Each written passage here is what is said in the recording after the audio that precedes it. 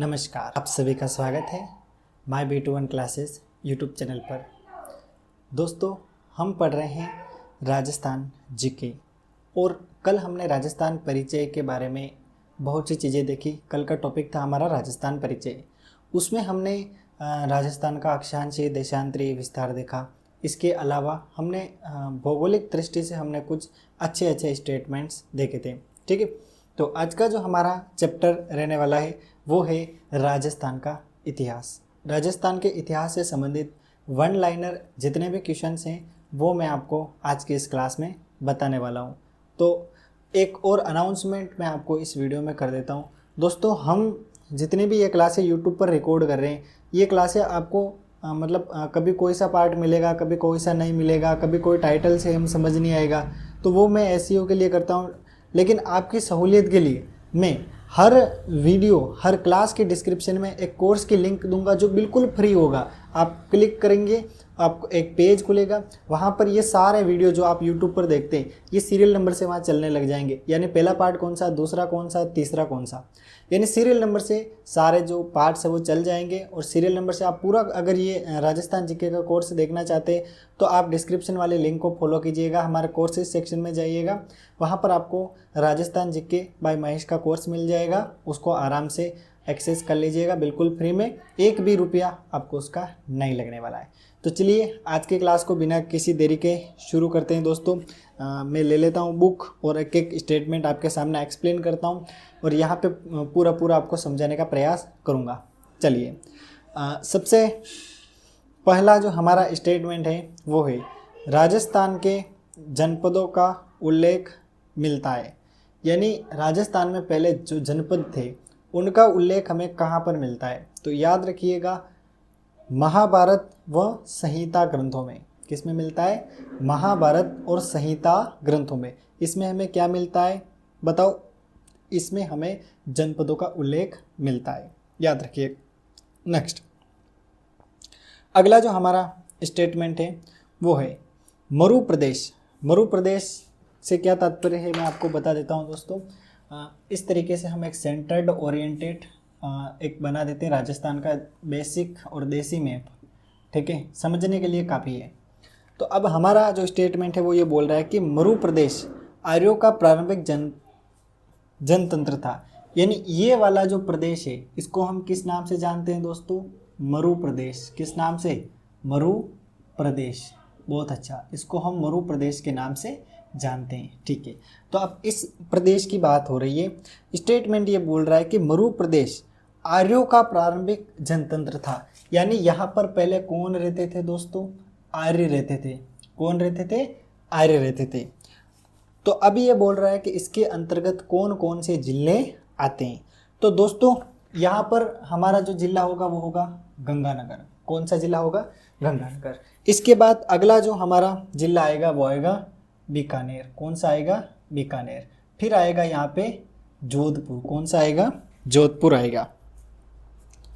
फिर यहाँ पे अपना आएगा जैसलमेर। कौन सा आएगा? जैसलमेर। फिर यहाँ पर आएगा बाड़मेर। कौन सा आएगा? बाड़मेर। यहाँ पर आ जाएगा बाड़मेर। और फिर यहाँ पर और भी यहाँ पे दे रखा है, एक तो नागौर के बारे में इन्होंने बता रखा है, इसके अलावा और भी यहाँ पर ये जोधपुर का कुछ एरिया और ये एरिया बता रखा है। यानी ये जो जितना भी एरिया आपको दिख रहा है ना, ये यहाँ पर इस मरु प्रदेश में पहले किसका शासन था बताओ? आर्यों का शासन था। तो आई होप ये कॉन्सेप्ट आपको समझ में आ गया होगा। ठीक है, तो दोस्तों अगला स्टेटमेंट देख लीजिए। अगला स्टेटमेंट है जांगल प्रदेश के अंतर्गत क्या क्या आता है। तो याद रखिएगा दोस्तों, जांगल जो प्रदेश है इसके अंतर्गत एक तो यहाँ पर अपन को मिलेगा बीकानेर। क्या मिलेगा दोस्तों? बीकानेर। और एक मिलेगा हमें नागौर। क्या मिलेगा? नागौर। और एक हमें मिलता है जोधपुर का कुछ भाग। एक कौन सा मिलेगा? जोधपुर का कुछ भाग। अगर आपको कोई पूछे जांगल प्रदेश के अंतर्गत क्या आता है तो आप बता देना ये जांगल प्रदेश में आता है। दोस्तों, किस में आता है? जांगल प्रदेश। आई होप ये स्टेटमेंट भी आपको समझ में आ गया होगा। अगर आपको परीक्षा में पूछा जाता है कि जांगल प्रदेश के अंतर्गत कौन कौन से जिले आते हैं तो बता दीजिएगा, बीकानेर, नागौर और जोधपुर। ठीक है, तो जोधपुर और बीकानेर और जैसलमेर, जोधपुर, फलोदी, ये तो अभी हम इतिहास पढ़ रहे हैं तो अभी के ज़िलों से इसका कोई लेना देना नहीं है, तो इससे आप बेफिक्र रहिए। आपको पुराने मतलब हिस्ट्री के अकॉर्डिंग पूछेंगे तो आपको यही ज़िले वहाँ पर इंक्लूड करने पड़ेंगे। चलिए अगला स्टेटमेंट देखते हैं। अगला स्टेटमेंट काफ़ी अच्छा है। जांगल प्रदेश की राजधानी कौन सी है? ये जो जांगल प्रदेश है इसकी राजधानी क्या है? राजधानी बताओ इसकी राजधानी। ये प्रश्न कई बार आया हुआ है। इसकी राजधानी होगी अहिछत्रपुर। क्या होगी? अहिछत्रपुर। बताओ जांगल प्रदेश की राजधानी कौन सी है? अहिछत्रपुर। ये प्रश्न कई परीक्षा में पूछा गया है, इसको आप पक्का कर लीजिएगा। एक बार आप मेरे साथ बोल सकते हैं, जांगल प्रदेश में कौन कौन से भाग आते हैं? बोलिए, बोलो। बीकानेर, नागौर और जोधपुर। ठीक है, ये किस में आते हैं? जांगल प्रदेश में। अब मेरे को बताओ जांगल प्रदेश की राजधानी कौन सी है? तो इसकी राजधानी होगी अहिछत्रपुर। अगला हमारा स्टेटमेंट है, ये जो अहिछत्रपुर है इसको वर्तमान में किस नाम से जानते हैं? बोलो, नागौर। किस नाम से जानते हैं दोस्तों? नागौर के नाम से जानते हैं। अहिछत्रपुर को वर्तमान में हम नागौर के नाम से जानते हैं। अगला स्टेटमेंट है, मत्स्य जनपद का उल्लेख मिलता है। जो मत्स्य जनपद है उसका उल्लेख हमें ऋग्वेद में मिलता है दोस्तों। किस में मिलता है? ऋग्वेद में। ठीक है, याद रखिएगा। जो मत्स्य जनपद है उसका उल्लेख कहाँ मिलता है अपन को? ऋग्वेद में। अगर आपको पूछे महाभारत में, है ना, किस में? महाभारत। महाभारत है ना, महाभारत में मत्स्य जनपद, इसकी राजधानी कौन सी थी? ठीक है, इसकी राजधानी कौन सी थी? तो आपको उत्तर बताना, विराटनगर। विराटनगर। ठीक है, या इसको हम बैराट भी कहते हैं। क्या कहते हैं? बैराट। अब आपके लिए सवाल ये है जो आप लाइव चैट में या कमेंट बॉक्स में बताएंगे कि ये जो विराटनगर है या ये जो बैराट है ये वर्तमान में किस जिले के अंतर्गत आता है? जयपुर में आता है या फिर कोटपुतली में आता है, दौसा में आता है, टोंक में गया, अजमेर में गया, सीकर में गया, कहाँ गया? ये आप मेरे को बताएंगे। चलिए अगला प्रश्न है, मत्स्य जनपद कहाँ स्थित था? तो ये जो दोस्तों मत्स्य जनपद है ये एक तो अलवर, एक कहाँ? अलवर, और दूसरा भरतपुर में था। किस में था? भरतपुर। ये दोनों जिले किस में आते थे? मत्स्य जनपद में, पुराने हिस्ट्री के अकॉर्डिंग। ठीक है, अभी डी का भी वो डिस्ट्रीब्यूशन कर दिया गया है, वर्तमान के अकॉर्डिंग हिस्ट्री नहीं पूछता है, कोई दिक्कत नहीं आने वाली है। अगला जो हमारा स्टेटमेंट है वो है, शूरसेन जनपद की राजधानी थी। तो यहाँ पर मैं लिख देता हूँ शूरसेन। कौन सा सेन? शूरसेन। ये जो शूरसेन जनपद है इसकी राजधानी कौन सी थी? तो याद रखिएगा, शूरसेन जनपद की राजधानी थी मथुरा। कौन सी थी? मथुरा। याद रखिएगा, शूरसेन जनपद की राजधानी कौन सी थी? मथुरा थी। अगला स्टेटमेंट है हमारा, बयाना प्रशस्ति में किस राजवंश का वर्णन मिलता है? कौन सी प्रशस्ति बताओ? बयाना। बयाना प्रशस्ति। प्रशस्ति। प्रशस्ति क्या होती है दोस्तों? किसी की प्रशंसा में लिखी गई जो स्टेटमेंट्स होते हैं वो प्रशस्ति में कहलाता है। तो यहाँ पर हमारा प्रश्न है, बयाना प्रशस्ति में कौन से राजवंश का वर्णन मिलता है? तो याद रखिएगा, ये जो बयाना प्रशस्ति है इसमें शूरसेन का वर्णन मिलता है। किसका वर्णन मिलता है? शूरसेन राजवंश का वर्णन मिलता है।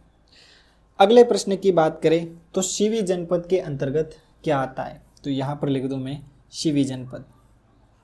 शिवी जनपद।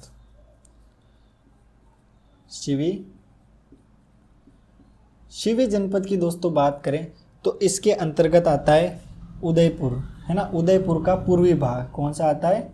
उदयपुर का पूर्वी भाग। ठीक है, प्लस इसमें आता है चित्तौड़। कौन सा आता है? चित्तौड़। और भी इसमें बाकी कुछ जानकारी नहीं है, याद रखिएगा। उदयपुर और चित्तौड़ के आसपास का क्षेत्र किस में आता है? शिवी जनपद के अंतर्गत आता है। अब शिवी जनपद की राजधानी की बात करें, ये जो दोस्तों शिवी जनपद है ना, इसकी राजधानी मध्यमिका थी। कौन सी थी? मध्यमिका। ये जो मध्यमिका है इसको हम नगरी के नाम से जानते हैं। किस नाम से? नगरी। याद रखिएगा। शिवी जनपद उदयपुर और चित्तौड़ के आसपास का क्षेत्र, ये भी आप याद रख लेना। और फिर यहाँ पर शिवी जनपद की राजधानी क्या थी? मध्यमिका। और मध्यमिका जो है इसको वर्तमान में किस नाम से जानते हैं? नगरी के नाम से। और नगरी कहाँ है? चित्तौड़गढ़ में। याद रखिएगा। नेक्स्ट, अगला जो हमारा स्टेटमेंट है वो है अर्जुनायन क्षेत्र के अंतर्गत आते हैं। अर्जुनायन क्षेत्र है ना, तो यहाँ पर मैं लिख देता हूँ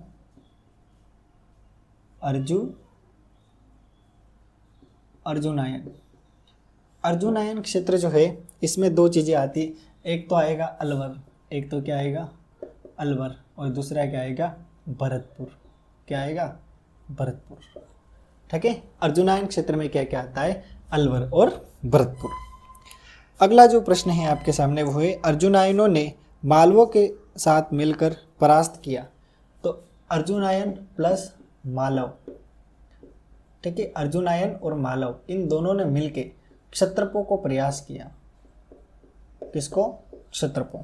याद रख लीजिएगा। किसको परास्त किया? क्षत्रपों को। यानी अर्जुनायन और मालव इन दोनों ने मिलकर किन पर हमला कर दिया? क्षत्रपों पर, और अपने राज्य का विस्तार किया। अगला हमारा जो क्वेश्चन है वो है, स्टेटमेंट है वो ये है, मालव क्षेत्र के अंतर्गत आता है। तो मालव क्षेत्र के अंतर्गत आता है टोंक, प्रतापगढ़ और झालावाड़। ठीक है। मालव यानी यही लिख देता हूँ, टोंक, प्रतापगढ़ और झालावाड़। याद रखिएगा। मालव क्षेत्र में कौन कौन से भाग आते हैं? टोंक, प्रतापगढ़ और झालावाड़। अगला जो हमारा स्टेटमेंट है वो है मालवों की दिग्विजय का यूप अभिलेख मिलता है।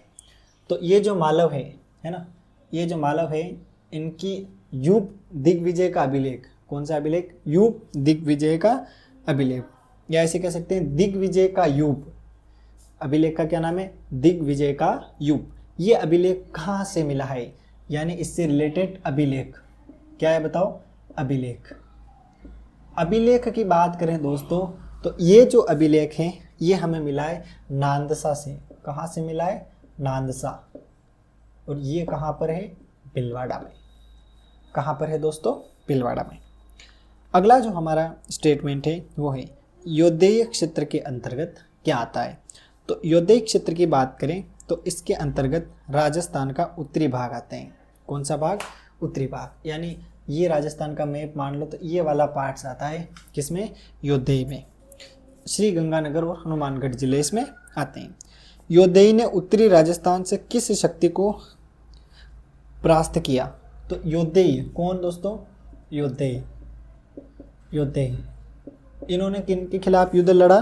तो इन्होंने कुषाण के खिलाफ युद्ध लड़ा। किसके खिलाफ? कुषाण। याद रखिएगा।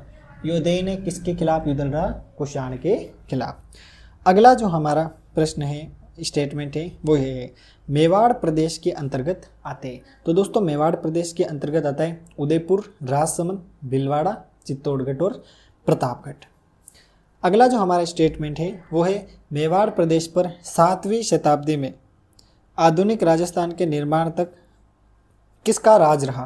तो याद रखिएगा 7वीं सदी से, कौन सी? 7वीं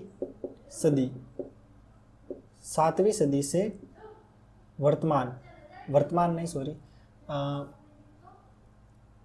आधुनिक राजस्थान। ठीक है। आधुनिक राजस्थान, यानी ये जो टाइम पीरियड है इसके अंतर्गत यहाँ पर 2 राजवंश रहे थे। एक तो रहा था गोहिल और एक रहा था सिसोदिया। कौन रहा था? सिसोदिया। तो 2 राजवंशों का शासन रहा था। याद रखेंगे। अगला जो हमारा स्टेटमेंट है वो है गोहिल व सिसोदिया वंश की राजधानी रही। तो इसकी 4 राजधानियाँ थी। पहली राजधानी की बात करें तो वो थी नागदा। कौन सी राजधानी थी? नागदा। दूसरी राजधानी की बात करें तो वो थी आहड़। कौन सी थी? आहड़। और तीसरी राजधानी की बात करें तो वो थी कल्याणपुर। कौन सा पुर? कल्याणपुर। और एक और राजधानी थी इनकी चित्तौड़। कौन सी राजधानी थी? चित्तौड़। अलग अलग कालखंड में अलग अलग राजधानियाँ रही है। अगला जो हमारा प्रश्न है, और भी 2-3 और दे रखी है। एक कुंभलगढ़ भी इसमें इंक्लूड है, कुंभलगढ़, और एक और इसमें इंक्लूड है चावंड। ठीक है, चावंड, और एक और इंक्लूड है उदयपुर। ठीक है, तो कितनी राजधानी हो गई? 1 2 3 4 5 6 7 राजधानी हो गई। याद रखिएगा, जो गुहिल और सिसोदिया राजवंश है उनकी कुल 7 राजधानियाँ जो अलग अलग टाइम पीरियड में अलग अलग देखने को मिलती है। नेक्स्ट, अगला जो स्टेटमेंट है वो है मेवाड़ क्षेत्र की बोली को क्या कहते हैं। तो दोस्तों, मेवाड़ क्षेत्र की बोली की बात करें तो यहाँ लिख देता हूँ, मेवाड़ क्षेत्र की बोली को क्या कहते हैं? मेवाड़ी कहते हैं। क्या कहते हैं दोस्तों? मेवाड़ी कहते हैं। अगला जो हमारा स्टेटमेंट है वो है वागड क्षेत्र के अंतर्गत क्या क्या आता है। तो कौन सा क्षेत्र दोस्तों? कहाँ लिखूँ मैं? यहाँ लिख दूँ, है ना, वागड। वागड जो क्षेत्र है इसके अंतर्गत कौन सा क्षेत्र आता है? तो इसके अंतर्गत एक तो आता है डूंगरपुर और एक आता है बांसवाड़ा। याद रखिएगा, वागड जो क्षेत्र है, वागड, इसके अंतर्गत क्या क्या आता है? डूंगरपुर और बांसवाड़ा। फिर अगला स्टेटमेंट लिखने से पहले एक बार मैं क्लीन अप कर देता हूँ ताकि आप आराम से इन चीज़ों को और अच्छे से समझ सके। तो एक बार मैं हटा देता हूँ। ठीक है, तो ये सब आप याद रखिएगा और इस क्लास को बार बार देखेंगे, ये चीज़ें रिवाइज हो जाएगी और यही प्रश्न बार बार प्रतियोगी परीक्षाओं में पूछे जाते हैं। अगला जो दोस्तों हमारा स्टेटमेंट है वो है मरु प्रदेश ही मारवाड़ कहलाया। अभी हमने देखा था मरु प्रदेश को बाद में किस नाम से जाना गया? मारवाड़ के नाम से। तो मारवाड़ प्रदेश के अंतर्गत क्या आता है? तो मारवाड़ जो प्रदेश है दोस्तों, कौन सा प्रदेश? मारवाड़ प्रदेश। मारवाड़ प्रदेश है ना? जी हाँ दोस्तों, अब हम बात कर रहे थे मारवाड़ प्रदेश के बारे में। ठीक है, मारवाड़ प्रदेश के अंतर्गत वर्तमान में कौन सा क्षेत्र आता है? तो यहाँ पर मैं लिख देता हूँ मारवाड़, है ना, मारवाड़। इस क्षेत्र के अंतर्गत वर्तमान में आता है जोधपुर। क्या आता है? जोधपुर। ये बात भी आप याद रखिएगा। अगला जो हमारा स्टेटमेंट है वो है 7वीं सदी में गुर्जर प्रतिहारों ने शासन किया था। तो दोस्तों, ये जो जोधपुर है या ये जो मारवाड़ है, यहाँ पर किसने शासन किया था? गुर्जर प्रतिहारों ने। गुर्जर प्रतिहार। तो यहाँ पर 7वीं सदी में, कब दोस्तों? 7वीं सदी में। 7वीं सदी में गुर्जर प्रतिहार वंश का शासन था। नेक्स्ट, अगला जो हमारा स्टेटमेंट है वो है हाड़ौती के अंतर्गत क्षेत्र आते हैं। तो दोस्तों, हाड़ौती का क्षेत्र है कौन सा? हाड़ौती। हाड़ौती में आता है, एक तो आता है कोटा और एक आता है बूंदी। ठीक है, कोटा और बूंदी किसके अंतर्गत आता है? हाड़ौती के क्षेत्र में। अगला जो हमारा स्टेटमेंट है वो है चौहान मीणा वंश के बूंदा के नाम, मीणा वंश के बूंदा के नाम पर नामकरण हुआ। यानी एक वंश था जिसका नाम था मीणा वंश। ठीक है, इसके एक व्यक्ति थे जिनका नाम था बूंदा। ठीक है, बूंदा। इनके नाम से कौन सा क्षेत्र बना या किसका नामकरण हुआ? तो बूंदी का नामकरण हुआ। किसका नामकरण हुआ? बूंदी का नामकरण हुआ। याद रखिएगा। ठीक है, मीणा वंश है ना, मीणा वंश। मीणा वंश के बूंदा थे, उनके नाम पर बूंदी का नामकरण हुआ। किसका नामकरण हुआ? बूंदी का नामकरण। यस, अगला स्टेटमेंट देखते हैं। अगला स्टेटमेंट है चौहान वंश की हाड़ा शाखा के कोटा व बूंदी पर अधिकार के पश्चात क्षेत्र क्या कहलाया। यानी ये जो कोटा और बूंदी है इस पर किसका शासन रहा? हाड़ा का शासन रहा। इसके बाद इस क्षेत्र को क्या कहा गया? हाड़ौती कहा गया। क्या कहा गया? हाड़ौती कहा गया। याद रखेंगे आप, हाड़ौती क्षेत्र पहले कोटा बूंदी का क्षेत्र था, फिर मीणा वंश के बूंदा के नाम से बूंदी का नाम पड़ा, फिर कोटा और बूंदी पर हाड़ा वंश का शासक शुरू हुआ और फिर इस क्षेत्र को किस नाम से जाना गया? हाड़ौती के नाम से जाना गया। किस नाम से जाना गया दोस्तों? हाड़ौती के नाम से जाना गया। अगला जो स्टेटमेंट है वो है ढूंढाड़ प्रदेश के अंतर्गत आता है। कौन सा प्रदेश? ढूंढाड़ प्रदेश। इसके अंतर्गत आता है जयपुर और उसके आसपास का क्षेत्र। यहाँ पर लिख देता हूँ मैं ढूंढाड़, ठीक है, तो जयपुर, ठीक है, जयपुर और इसके आसपास का क्षेत्र आता है।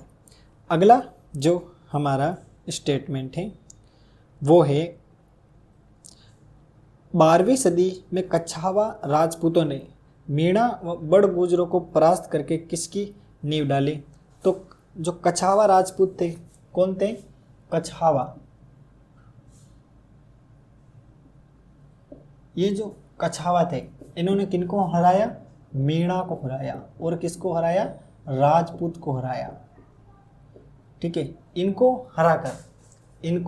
हराकर कौन से राजवंश की स्थापना की? तो याद रखिएगा कछवाहा, है ना, कछवाहा राजवंश की स्थापना की। किने की? कछवाहों ने। अगला जो हमारा स्टेटमेंट है वो है ढूंढाड़ प्रदेश की भाषा कहलाती है। अभी बताया जयपुर के आसपास का क्षेत्र ढूंढाड़ कहलाता है। तो यहाँ पर जो बोली बोली जाती है उसको हम क्या कहते हैं? ढूंढाड़ी। क्या कहते हैं? ढूंढाड़ी कहते हैं। फिर अगला हमारा स्टेटमेंट है मेवाड़ क्षेत्र के अंतर्गत, मेवात क्षेत्र के अंतर्गत आता है। कौन सा क्षेत्र? मेवात। मेवात के अंतर्गत आता है अलवर और भरतपुर। कौन सा क्षेत्र आता है? अलवर और भरतपुर। अलवर और भरतपुर किस में आता है? मेवात क्षेत्र के अंतर्गत आता है। अगला जो हमारा स्टेटमेंट है वो है अलवर व भरतपुर में मेव जाति की अधिकता के कारण इसको मेवात कहलाया। अब इसको मेवात क्यों कहते थे? क्योंकि यहाँ पर एक जाति रहती थी जिसका नाम था मेव जाति, ठीक है, मेव जाति। इस जाति के कारण ही इस अलवर भरतपुर के क्षेत्र को क्या कहा गया दोस्तों? मेवात कहा गया। क्या कहा गया? मेवात। अगला हमारा स्टेटमेंट है मेवातियों का प्रसिद्ध नायक कौन था? यानी इस इलाके का एक प्रमुख मेवाती की बात कही गई है। तो यहाँ पर दे रखा है कि राणा सांगा के साथ खानवा के युद्ध में शामिल था और बाबर के विरुद्ध युद्ध लड़ा। तो काफ़ी अच्छे स्टेटमेंट दे रखे हैं। मेवात का एक व्यक्ति था जिसका नाम था हसन खां मेवाती। हसन खां मेवाती, ठीक है। तो इसने क्या किया? हसन खां ने क्या किया दोस्तों? राणा सांगा, ठीक है, के साथ, राणा सांगा के साथ युद्ध में शामिल हुआ। युद्ध में शामिल हुआ। युद्ध में शामिल हुआ। कौन हुआ दोस्तों? हसन खां मेवाती। फिर यहाँ पर अगला स्टेटमेंट दे रखा है किस युद्ध में शामिल हुआ? कौन सा युद्ध था दोस्तों? खानवा का युद्ध। कौन सा युद्ध? खानवा का युद्ध, ठीक है। तो ये स्टेटमेंट आप याद रखिएगा। नेक्स्ट, और किसके विरुद्ध लड़ा? बाबर के विरुद्ध लड़ा। बाबर के विरुद्ध, बाबर के विरुद्ध लड़ा। तो एक बार मैं आपको और समझा देता हूं दोस्तों। मेवात का एक प्रसिद्ध शूरवीर था जिसका नाम था हसन खां मेवाती। राणा सांगा के साथ इन्होंने खानवा के युद्ध में भाग लिया और बाबर के खिलाफ युद्ध किया। ऐसा व्यक्ति कौन था? हसन खां मेवाती। अब आपके लिए एक क्वेश्चन है, इसका जवाब आप कमेंट में देंगे। क्वेश्चन ये है कि खानवा का युद्ध किस साल में हुआ था? ये आपको इस वीडियो के लाइव चैट के कमेंट बॉक्स में बताना है। अगले स्टेटमेंट की तरफ चलते हैं। जैसलमेर को प्राचीन काल में क्या कहा जाता था? तो कौन दोस्तों? जैसलमेर। जैसलमेर, इसको प्राचीन काल में मांड कहा जाता था। क्या कहा जाता था? मांड। जैसलमेर को प्राचीन काल में क्या कहा जाता था? मांड कहा जाता था। अगला स्टेटमेंट है जोधपुर का दक्षिणी भाग। जोधपुर का दक्षिणी भाग